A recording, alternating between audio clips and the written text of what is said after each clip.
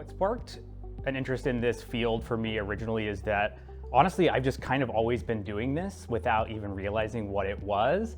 Back to all the way when I was in high school, just the things that I was naturally interested in.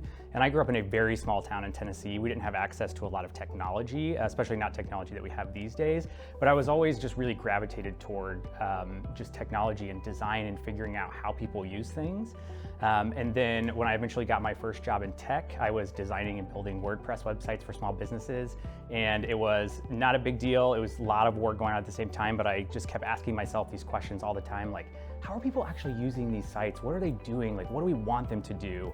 And it just kind of naturally led into what we now call user experience, because that was really before we called it that I was just so obsessed with what are people actually doing and like how do we help them like achieve their goals? Like what questions are they asking?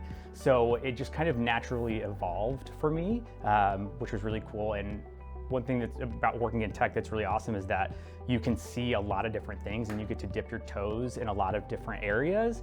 So it was really cool for me to be able to, lean into that and experiment with it, because in tech it's not physical products, it's usually like digital products that I work on at least. And they're not permanent. If you put something out, you can learn from it and you can keep changing it.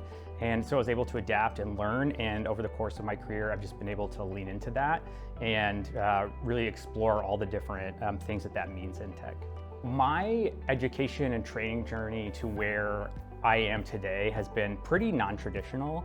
I started out in college after I graduated high school, and at that point in time, I was struggling to figure out what I wanted to do in life in general, but the common thread was that I have always been really creative and I've always been really interested in like tech and design. Even going back to high school, like I took it upon myself to like rebuild my high school's website. I created a podcast in 2007, the day Apple announced podcasting in iTunes.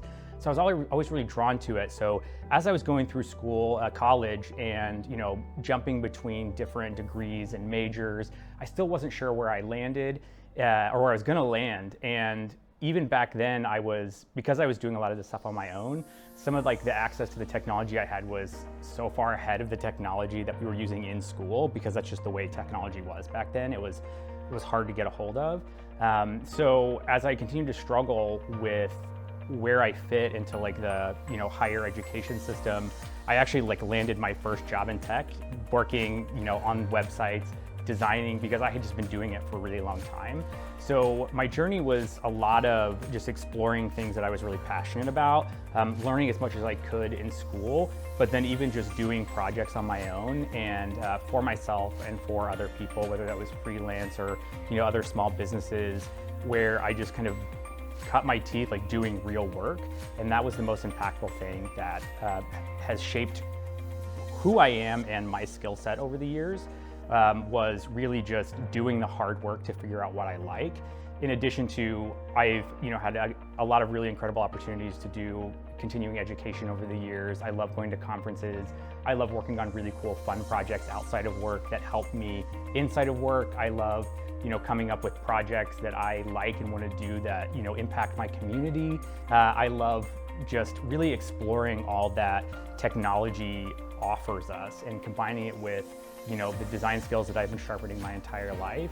So I kind of use a mixture of all of those things of, traditional education, but also pushing myself to learn new things, and, also leaning into mentorships that I've had and mentors that I've had, leaders that I've had over the years who have also really helped shape me. So it's been a really cool organic journey to kind of get where I am. And that's just something that's also really cool about tech, is because, if you're outside of tech, it just seems like it's this digital, mystifying space of like hard numbers and coding and stuff, but it's actually just so flexible and it's so organic and it's so creative, like no matter what part of tech you're in. So it really gives somebody like me an opportunity to flourish, but also to just learn by doing. And it's something that I really loved about where I am, and that's just how I'm going to continue to grow.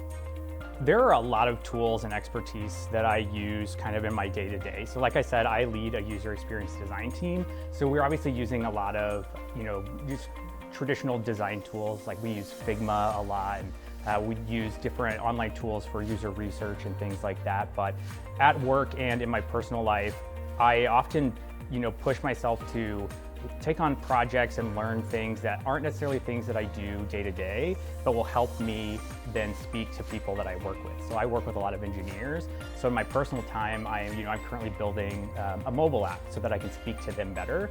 But it's also a really cool project that I'm proud of and I think would help my community, right? So I take on these projects so that I can then learn more about how the decisions I make as a designer, how they impact the engineers that I work with, how the decisions I make as a designer impact the product folks that I work with and like the business stakeholders that we have.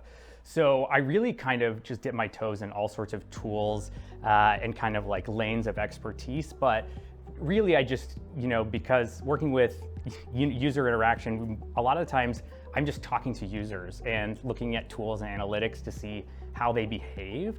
So I've learned a lot about like user behavior over the year and user research and how to interpret like what people are telling us, whether they're telling us directly or telling us by the actions that they take. So we use all sorts of like analytical tools, we use a tool called Sentry, we use a tool called Maze, we use all sorts of different analytical tools to kind of track like what people are doing so that I can then be better at my job. But really my team every day, we're using, collaboration tools like Mural and, Microsoft whiteboards and things like that, just so we can collaborate remotely and free think, do some design thinking exercises.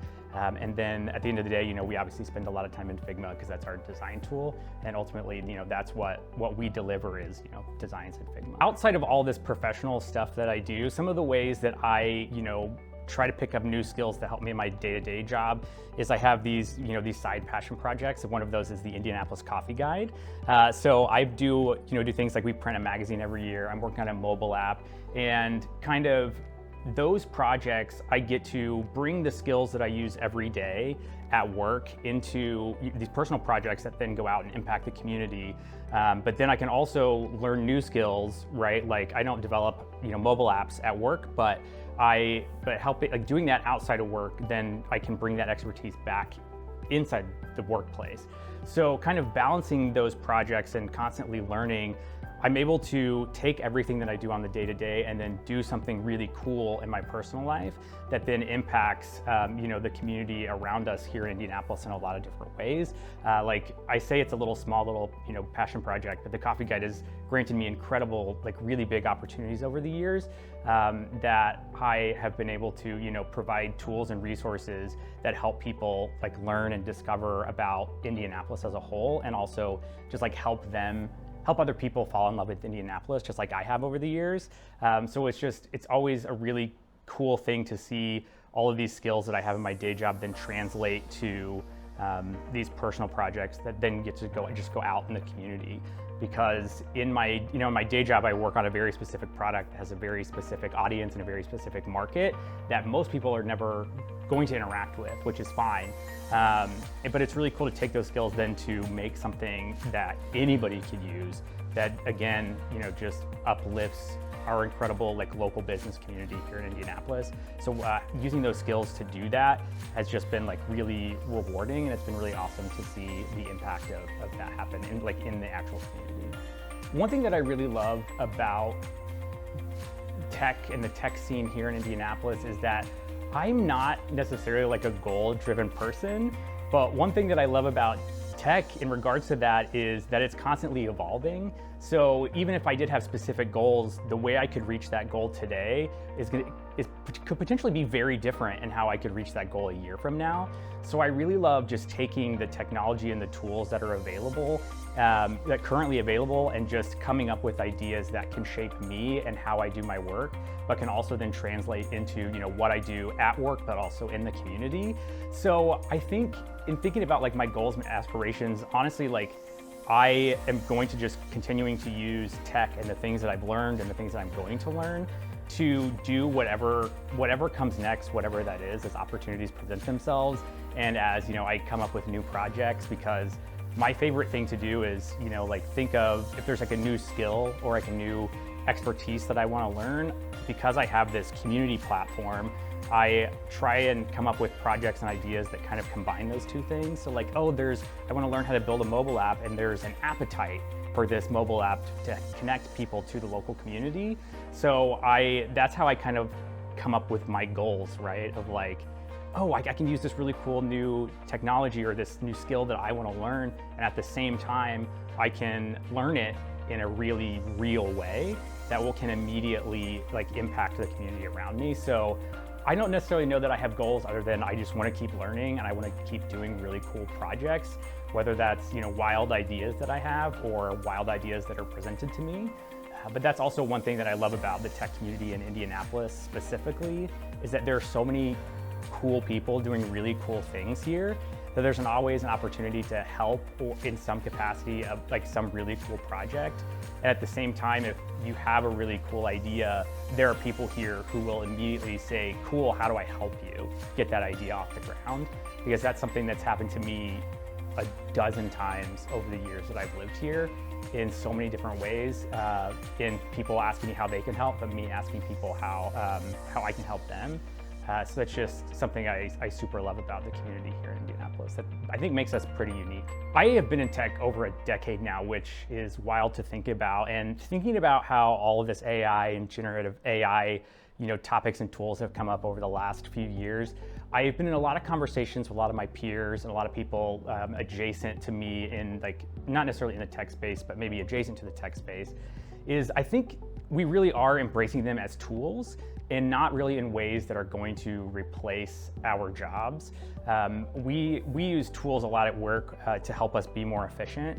For example, my favorite use of AI so far is taking transcripts from meetings that I can't attend or just don't have time to attend, and then using the transcripts and using AI to then tell me what I missed in the meeting, to ask questions about the meetings, so that I can be more efficient with my time and my calendar.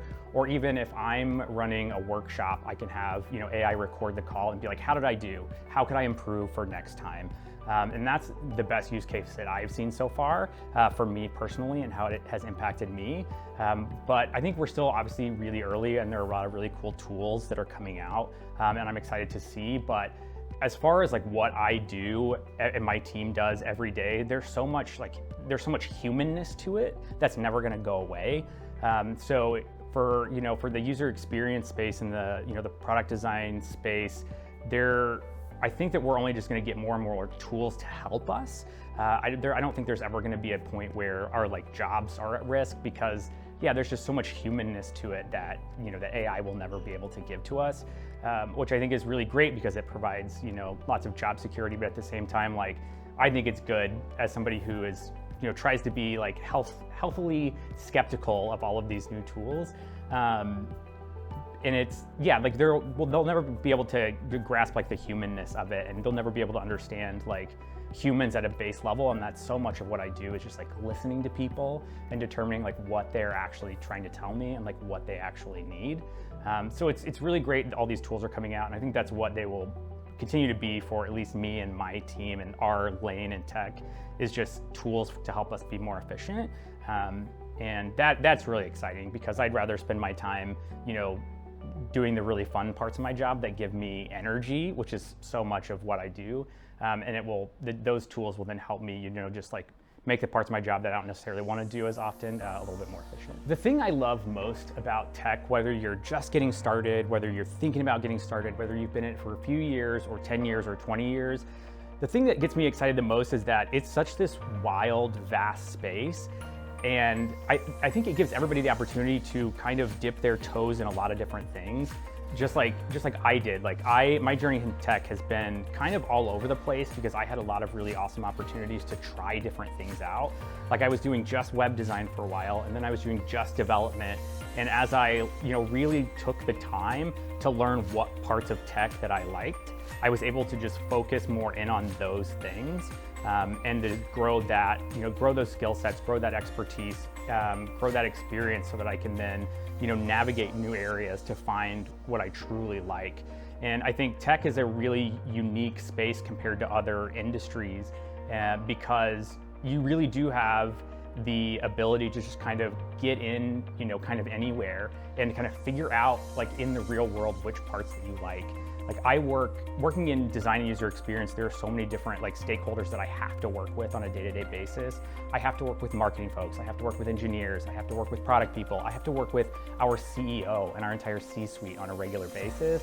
So I'm constantly learning from those people, and I have to work with them. So the more I learn about what they do, the more I can see into other spaces.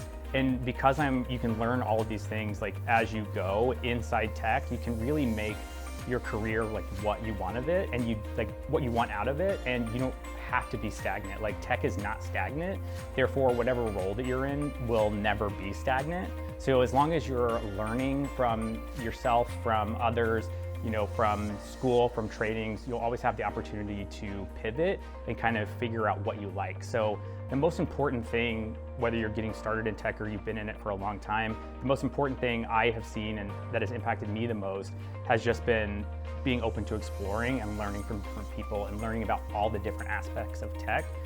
And then, just kind of figuring out where you fit in and where you want to fit in, and then just figuring out how to get there, because there are so many people who will help you, whether that's here in Indy or online. And tech is just so organic and so fluid and ever evolving, unlike a lot of other industries. So it's really cool to be able to just kind of navigate in whatever way works best for you. And there's also the flexibility in tech to just kind of figure that out. And that's something that I just really love about it.